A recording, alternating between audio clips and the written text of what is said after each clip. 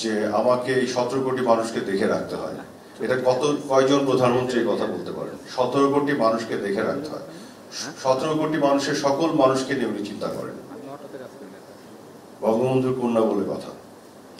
তো যে কারণে এইখানেও বাছবিচার করা হয় না কিন্তু দল গোষ্ঠী কোনো কিছু। এবং এর জন্য আমি আরো ধন্যবাদ জানাই এই কমিটিকে যে একটা নৈর্ব্যক্তিক একটা নিরপেক্ষ দৃষ্টিভঙ্গি নিয়ে যে কাজটি করছে সরকারের জায়গা থেকে, যেটি বঙ্গবন্ধু কন্যার অভিপ্রায়। কিন্তু দুঃখজনক হলো সত্যি যে এই ধরনের উদ্যোগগুলো আমরা কিন্তু খুব একটা বেশি বাইরে দেখি না। ছোট ছোট ছোট ব্যর্থতা বিচ্যুতি এগুলো এত বড় করে দেখানো হয় বিভিন্ন জায়গায়, কিন্তু গণমাধ্যমের পক্ষে যে এত গণমাধ্যমের বিস্তৃতি গত 15 বছরে, স্বাধীনতার পর থেকে 2009 সাল পর্যন্ত 35 বছরে গণমাধ্যমের যে আকার ছিল গত 15 বছরে তার চেয়ে দ্বিগুণ হয়েছে বা আরো বেশি হয়েছে। মানে ডিসপ্রপোর্শনেটলি গণমাধ্যমের আকার বেড়েছে। কেন বাড়লো? কারণ বঙ্গবন্ধু কন্যা গণমাধ্যম বান্ধব বলেই কিন্তু উনি গণমাধ্যমকে বিস্তৃত হতে সুযোগ শুধু করে দেননি, বিস্তৃত হওয়ার জন্য উনি প্রণোদনা দিয়েছেন, সেই পরিবেশ তৈরি করেছেন।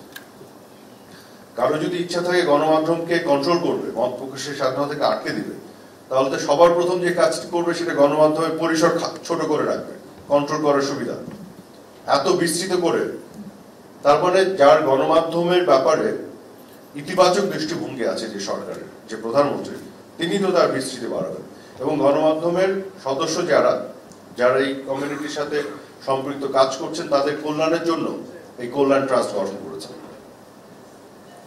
কিন্তু এই ইতিবাচক বিষয়গুলি আসলে আমরা খুব একটা তুলে ধরতে পারছি না।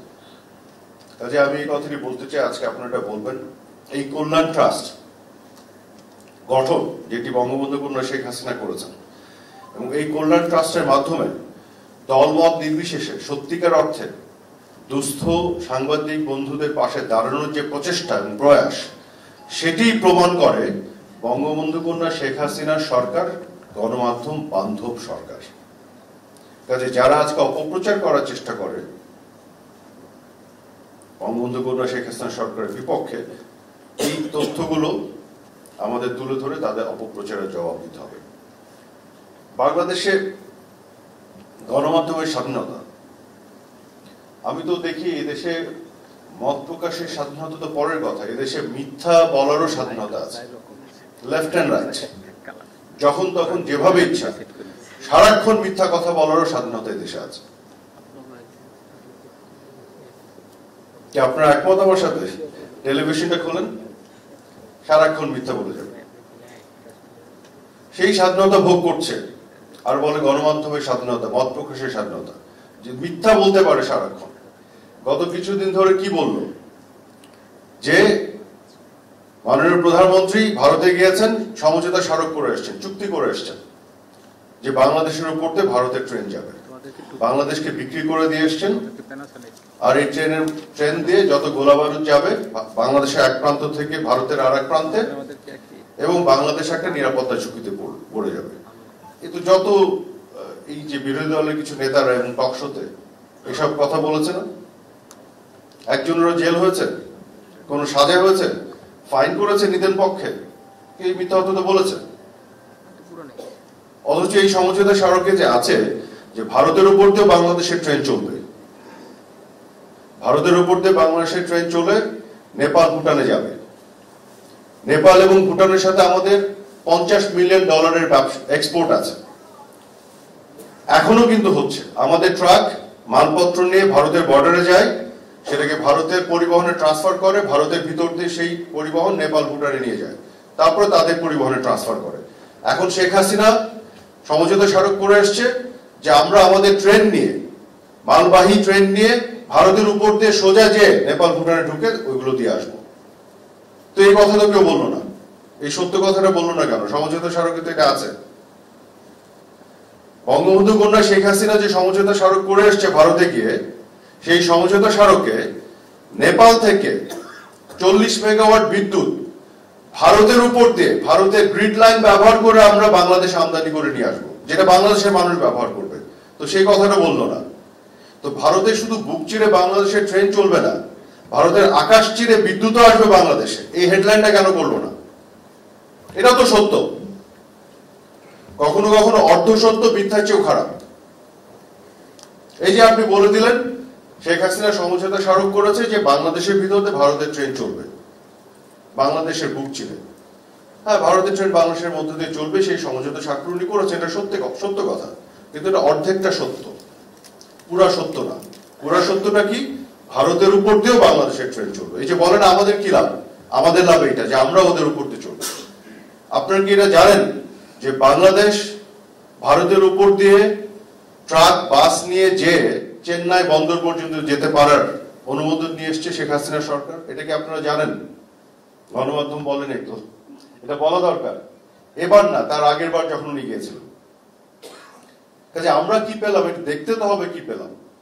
কেন এই যে মিথ্যা কথা যারা বলছে আলোচনায়। আচ্ছা, সমঝোতা স্মারকে বলা আছে যে ভারতের ট্রেনটা যখন বাংলাদেশে ঢুকবে, আমি এক্সাম্পল হিসেবে আপনাদের বলছি, তখন ওই ট্রেনের মধ্যে কোনো অস্ত্র গোলা বারুদ নেওয়া যাবে না, এটা পরিষ্কার লেখা আছে। তাহলে নিরাপত্তা ঝুঁকি, এই যে যারা বলল যে গোলা বারুদ নিয়ে চলে যাবে এক প্রান্ত থেকে আরেক প্রান্তে, আমাদের নিরাপত্তা ঝুঁকি পড়বে, এই যে ডাহা মিথ্যা কথাটা বললো ফখরুল ইসলাম আলমগীর থেকে শুরু করে আরো অনেকে, সেই মিথ্যা বলার জন্য তাদের কোনো সাজা হয়েছে? তো বাংলাদেশে তো মিথ্যা কথা বলার স্বাধীনতা আছে, শুধু মত প্রকাশের স্বাধীনতা নাই। আমরা মত প্রকাশে, আপনি বিরোধিতা করেন সরকারের কোনো একটা চুক্তি, কোনো একটা সমঝোতা স্মারক, কোনো একটা সিদ্ধান্ত, অবশ্যই বিরোধিতা করবেন, আপনার সেই অধিকার আছে। কিন্তু আপনি মিথ্যা বলে কেন বিরোধিতা করবেন? জনগণকে বিভ্রান্ত করে কেন করবেন? আপনি যখন মিথ্যা কথা বলছেন, বলে মানুষকে বিভ্রান্ত করছেন, আপনি তো মানুষকে ধোঁকা দিচ্ছেন। এটা তো একটা অপরাধ, এটা তো মত প্রকাশের স্বাধীনতা নয়, এটা তো অন্যায়। তো সেই অন্যায়টা করারও স্বাধীনতা আছে কিন্তু এদেশে, অথচ এই সরকারের বিপক্ষে মত প্রকাশের স্বাধীনতা, গণমাধ্যমের স্বাধীনতার কথা বলে বিভিন্ন ধরনের অপপ্রচার করে। এখন এদের গল্পগুলো শোনেন। আমি যখন প্রেস ব্রিফিং করে বলেছি যে সমঝোতা স্মারকে স্পষ্ট বলা আছে কোনো সমরাস্ত্র কোনো কিছু নেওয়া যাবে না, আবার ভারতের ট্রেনটা যখন বাংলাদেশে ঢুকে যাবে, ঢোকার সাথে সাথে বাংলাদেশ আইনের আওতায় চলে আসবে। তো ওখানে কি থাকবে কি থাকবে না আমরা সিদ্ধান্ত নেব। বাংলাদেশের ট্রেনও একইভাবে যখন ভারতের ভিতরে ঢুকে নেপাল ভুটানে যাবে, তখন বাংলাদেশের ট্রেনও ভারতের আইনের আওতায় চলে আসবে। কাজে এখানে সকল দেশের কারো কোনো দুশ্চিন্তার কারণ নাই। কিন্তু এই সত্য কথাগুলি না বলে মিথ্যা কথাটা ছড়ালো তারা। তো এই কথা যখন আমি প্রকাশ করলাম, তখন এরা বলে না, সমঝোতা স্মারক তো আমরা কোথাও খুঁজে পাচ্ছি না, দেখিনি। কাজেই মাননীয় তথ্য প্রতিমন্ত্রী যেটা বলছে এটা সত্য, এটা কিভাবে জানবো? তো আপনি যে সমঝোতা স্মারক দেখেন নাই, আপনি কিভাবে এতদিন ধরে জানলেন যে বাংলাদেশের ভিতরে ভারতের ট্রেন যাবে? কি দেখে এটা বললেন? এতদিন ধরে যে সমালোচনা করলেন, যে সমঝোতা স্মারক আপনি দেখেন নাই, তো না দেখে কি করে করলেন? তো বিষয়টা হচ্ছে যে রাজনীতিতে যদি সততা না থাকে, দেখেন ফাইন্যান্সিয়াল করাপশন, অর্থনৈতিক যে দুর্নীতি খুবই খারাপ জিনিস, তার চাইতে খারাপ হচ্ছে ইন্টেলেকচুয়াল করাপশন। ইন্টেলেকচুয়াল করাপশন আরো খারাপ, কারণ আপনি একটা জনগোষ্ঠীকে ধোঁকা দেন, মিথ্যাচার করেন, সেন্সিটাইজ করেন, ইমোশনালি তাদেরকে ভুল পথে অনেক সময় মিসলিড করেন, পরিচালিত করেন, এবং তাদের নিজের পায়ে নিজে কুড়োল মারার জন্য মোটিভেট করে ফেলেন। রাজনীতিতে মতবিরোধ থাকবে, সরকার পরিচালনা করতে চেয়ে সরকারের ভুল ত্রুটি বিচ্যুতি থাকবে, সমালোচনা অবশ্যই হবে, মতবিরোধ অবশ্যই থাকবে। কিন্তু মিথ্যা কেন, ডাহা অসত্য কথা বলে মিথ্যাচার করে মানুষকে বিভ্রান্ত কেন করা কেন? এই কথাগুলি এই কারণে বললাম যে একদিকে বঙ্গবন্ধু কন্যা শেখ হাসিনার সরকার গণমাধ্যমকে বিস্তৃত করবেন, বড় করবেন, তার পরিসর বাড়াবেন, গণমাধ্যমের সকল কর্মকর্তা কর্মচারী সাংবাদিক বৃন্দ যারা আছেন বন্ধুদের সবার জন্য কল্যাণ ট্রাস্টের ব্যবস্থা করবেন, আর অন্যদিকে একটা গোষ্ঠী তার বিপক্ষে অসত্য কথা বলে যাবে। কাজে আমি আপনাদেরকে অনুরোধ জানাবো, দল মত নির্বিশেষে সাংবাদিক বন্ধুরা, গণমাধ্যমের বন্ধুরা, দলমত নির্বিশেষে সকল মিথ্যাকে প্রত্যাখ্যান করে প্রতিবাদ করুন, যেই বলুক। আমি সিম্পলি একটা এক্সাম্পল দিই। কোন একটা বিশেষ বিষয় নিয়ে দুইজন ব্যক্তি দুই রকমের কথা বলল, দুটো তো একসাথে সত্য হতে পারে না। পারে, একটা সত্য হলো আর একটা মিথ্যা হবে, তো একসাথে সত্য হতে পারে না। তার মানে কে মিথ্যা বলেছে আমি আপনি হয়তো ওই মুহূর্তে বুঝতে পারছি না, কিন্তু এতটুকু তো বুঝতে পারছি যে কোনো একজন মিথ্যা বলেছে। তো আমাদের দায়িত্ব হচ্ছে ওই মিথ্যাবাদীকে আইডেন্টিফাই করা, তার মিথ্যা কথাটা এক্সপোজ করা, জনগণের সামনে তুলে ধরা এবং তাদেরকে প্রত্যাখ্যান করা। আমরা যদি মিথ্যাবাদীদের রাজনীতি এবং সমাজ থেকে প্রত্যাখ্যান করে বিতাড়িত করতে পারি, সে যেই হোক, তাহলে একটা সুস্থ পরিবেশ দেশে, রাজনীতি একটা সুস্থ পরিবেশ দেশে আসবে, দেশটা কিন্তু আরো এগিয়ে যাবে। এবং গণমাধ্যমের সকল বন্ধুদের প্রতি আমার এই অনুরোধ থাকবে, আপনারা অপপ্রচারের বিপক্ষে সবাই রুখে দাঁড়ান, সত্যের পক্ষে থাকুন।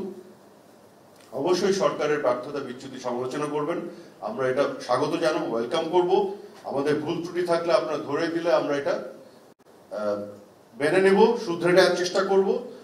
ভুল হলে আমরা জনগণের কাছে ক্ষমা চাইব, আমাদের সেই মানসিকতা আছে, কোনো সমস্যা নেই। কিন্তু আমাকে মিথ্যাচারের মাধ্যমে আমাকে সমালোচনা করবেন, আমি সেটা মেনে নিব না। আমি আপনাকে জবাব দেব, সত্য তুলে ধরবো। যাই হোক, আজকে অনেক কথা বললাম, ধন্যবাদ আপনাদের সবাইকে। আমার মনে হয় আমাদের এখন চেক বিতরণের পালা। আপনাদের সবাইকে আবারও ধন্যবাদ। সবাই ভালো থাকবেন, সুস্থ থাকবেন। জয় বাংলা, জয় বঙ্গবন্ধু।